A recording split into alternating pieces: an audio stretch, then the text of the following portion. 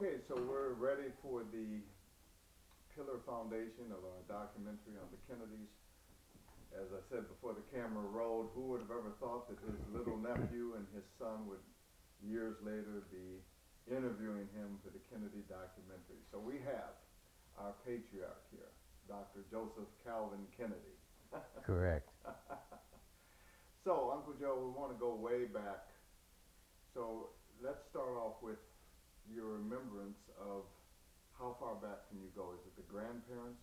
Would you have any history on the grandparents on both sides? Well, no, on both sides, yes. Okay. My okay, on my mother's side, um, her her parent came from Ghana. That's the story. They were slaves taken from Ghana and brought to Abington, Virginia, which is not too far from here. So they were on this plantation in Abington, Virginia, and the plantation owner was the governor of Virginia, and Governor Robinson. And so, again, about 1820, and then the growing up, the children, no, they weren't children, but they were slaves, and he talks about um, the slaves singing in the evenings, and that's the only time they really got together. Um, but there were the house slaves and the field slaves, and the house slaves, they worked in the house, and so one of my relatives, she worked in the house, and there was a daughter who was about her age, and so when the daughter was learning English and so on, my relative was there listening and learning, and so she began to get an education that way. And then I've forgotten what happened next, but around 1840, around 1840, Rhoda was born, and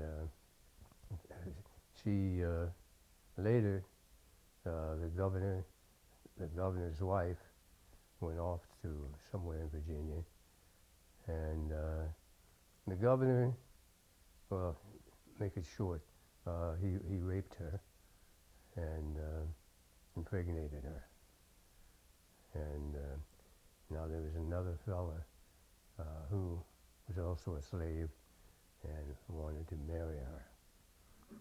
And when he found out, he said, I'll kill the master, I'll kill him. And they said, no, just calm down. So anyway, there was another family called the Langleys, and they were very sympathetic, and they began to take care of Rhoda. And then later, later, the Miss Langley suggested that they send Rhoda. Now she'd married by this time, and they talked about a college in Tennessee, Knoxville College, and that people were going there, but they were still slaves. And then I've forgotten when exactly, but eventually the governor freed his slaves, and that's when Rhoda, they went to Knoxville, Tennessee. Now on my father's side, he's known as Black Jim Kennedy. Black Jim Kennedy. Black Jim Kennedy from Ireland, and that's where the name Kennedy comes from. Black Jim Kennedy from Ireland, and he was I don't know whether he was a cabinet maker, but he was some kind of a cabinet maker or whatever, and so he got a job and moved. I don't know from I guess when they first came as a slave, I mean, as an indentured servant. That's what he was, an indentured servant. So for about 5 years, he had to work to pay off a debt to whoever it was in Ireland. And so then he became free and moved to Tennessee. And that's where the family then grew up, in Tennessee, in Knoxville, Tennessee. And then there's, I guess, one of the relatives was talking about the slave raids and how the little girls are playing down along the water, and this was in Ghana, along the ocean, and these white slavers came and grabbed them and took them.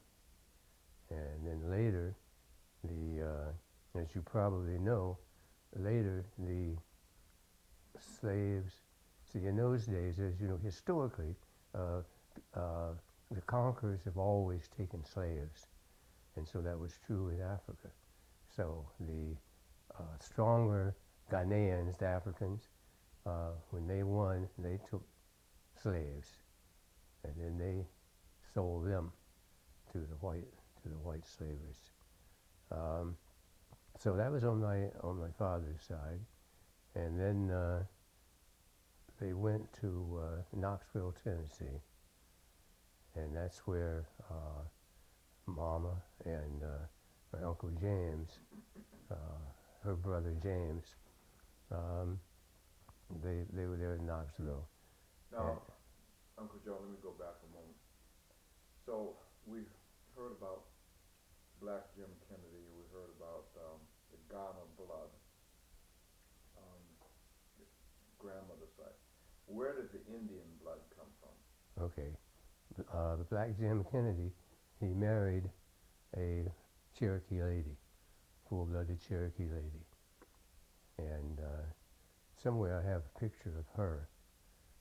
So that's where the Indian side came from, when he married her.